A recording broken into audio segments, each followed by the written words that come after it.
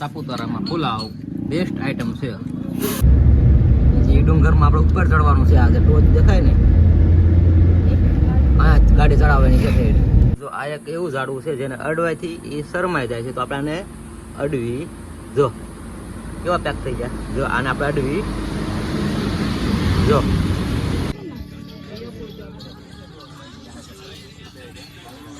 તો અત્યારે છે દિવાળી, આવતીકાલે દિવાળી છે ને, ત્યારે દિવાળીમાં ટૂર ગોઠવ્યું છે. તો હવે અત્યારે આ ટૂર છે સાપુતારાની ટૂર.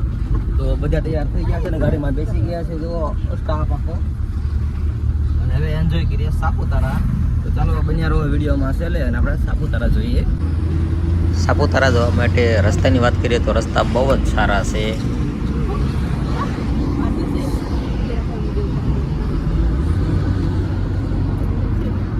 સાપુતારા જતા ડાંગ જિલ્લાની શરૂઆત થતા તે થોડાક આગળ વધતા આ એક હનુમાનજી મહારાજનું મંદિર આવે છે. તો ત્યાં તો આપણે દર્શન કરવા જરૂરી જ છે, અને તેનું નામ છે મકરધ્વજ હનુમાનજી મંદિર.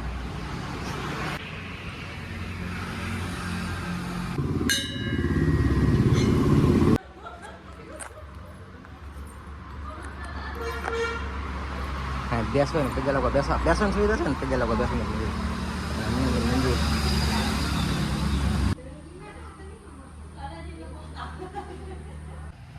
લોકો અહીંયા આ રીતના સિક્કા ઊભા રાખે છે. એ સિક્કો ઊભો રહી જાય તો તેમને જે સમયમાં જે કામ ધાર્યું હોય એ થઈ જાય, એ માન્યતા છે. અને લોકો સિક્કા ઊભા રાખે છે. ભોળાનાથનું પણ મંદિર છે.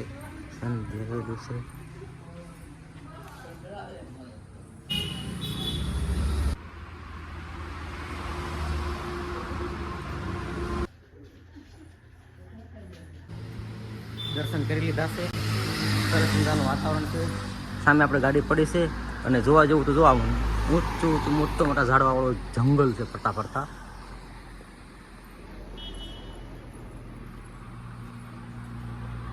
જો આ એક એવું ઝાડવું છે જેને અડવાથી એ શરમાઈ જાય છે, તો આપણે આને અડવી.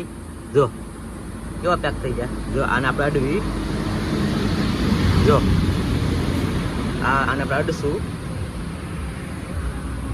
આને અડવી.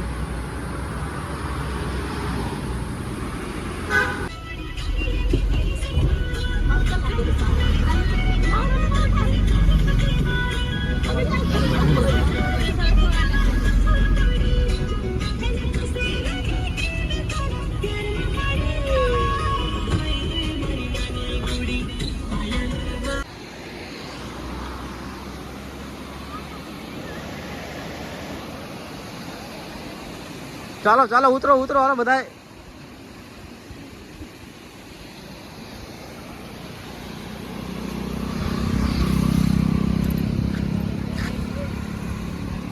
અહીંથી ઉતરી જવાનું પગથિયા છે તે શિવા.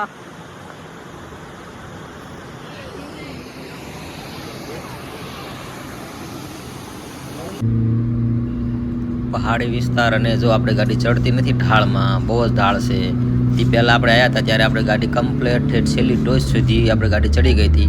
પણ આ સમયે ગાડીમાં થોડી પ્રોબ્લેમ છે, ક્લચ પ્લેટની પ્રોબ્લેમ આવી ગઈ છે. એટલે સાપુતારાનો ડુંગર ચડવામાં બહુ જ હાર્ડ પડે છે, અને લાસ્ટ ડુંગર તો આપણેથી ચડતો પણ નથી. તો ગાડી સારી હોય તો જ અહીં લઈને આવવું, નહીં તો છૂટક વાહનમાં જવું.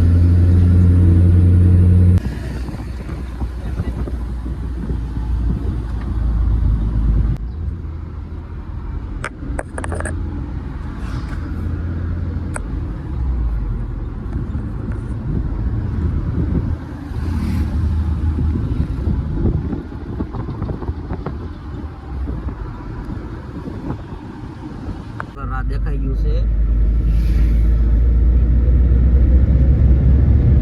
એ ડુંગરમાં આપણે ઉપર ચડવાનું છે. આજે ટોચ દેખાય ને આ ગાડી ચડાવવાની છે.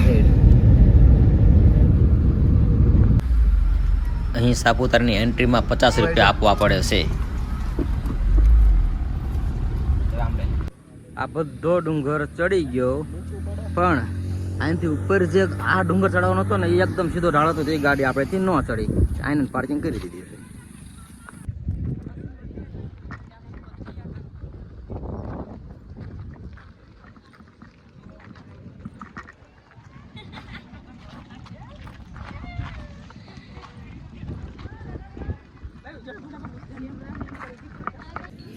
સાપુતારામાં પુલાવ બેસ્ટ આઈટમ છે. હાર્દિક કેમ છે? સારું. મિસ્ટર શિવાજી રાવા વાગલી.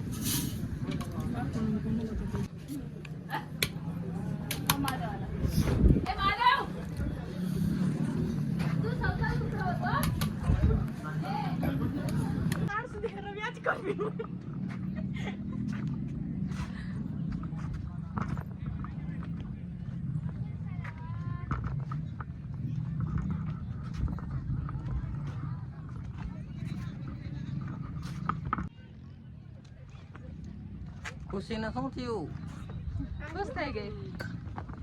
ખુશ થઈ ગઈ.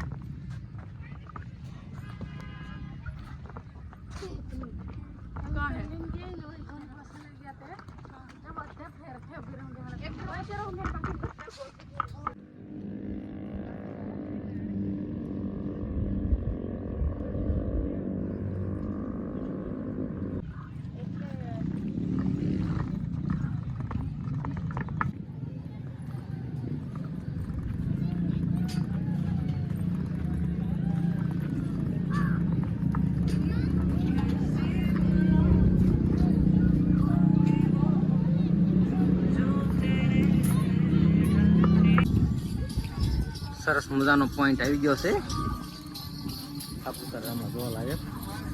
અહીંથી પૂરું સાપુતારાનો તમામ નજારો દેખાય છે. તો ચાલો આપણે જોઈએ.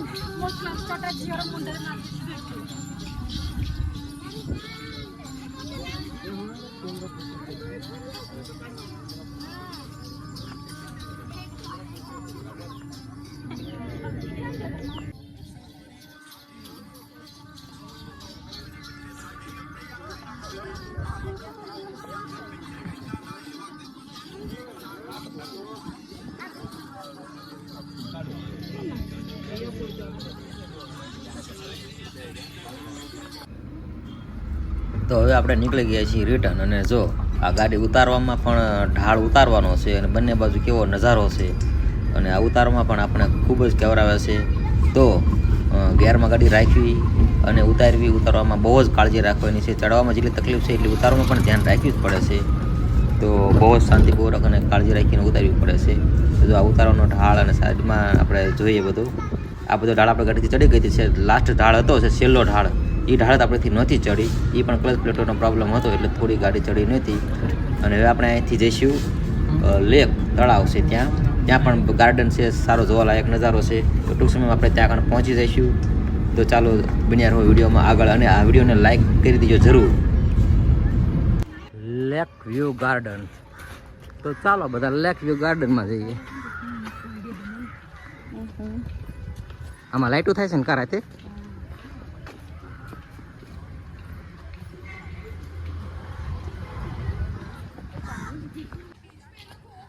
આ જગ્યાએ સિરીઝો શરૂ હોય છે, લાઇટો શરૂ હોય છે રાત્રે. પણ રાત્રે પડવામાં, રાતનો સમય પડવામાં હજી લગભગ 2 કલાક બાકી છે. 11 વાગ્યાથી 4, 4:30 જેવું.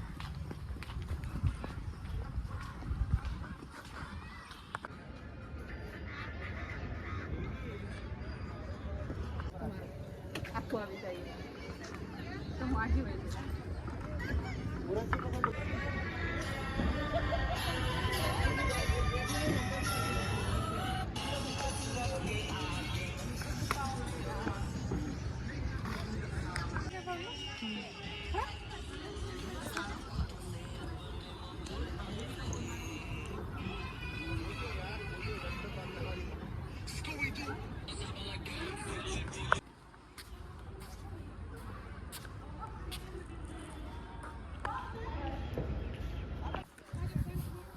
સાપુતારામાં બોટિંગનું બહુ સારું કામ હતું, પણ હવે ત્યારે ટાઈમ નથી રહ્યો, ઓછા સમયની અંદર બધું ભેગું નથી થઈ જવું. તો હવે આપણે નેક્સ્ટ ટાઈમ બોટિંગ કરવા માટે જરૂર આવશું. અહીં અમે મારો વિડીયોને પૂર્ણ કરીએ છીએ અને લાઈક સબસ્ક્રાઈબ કરી દેજો. Thank you.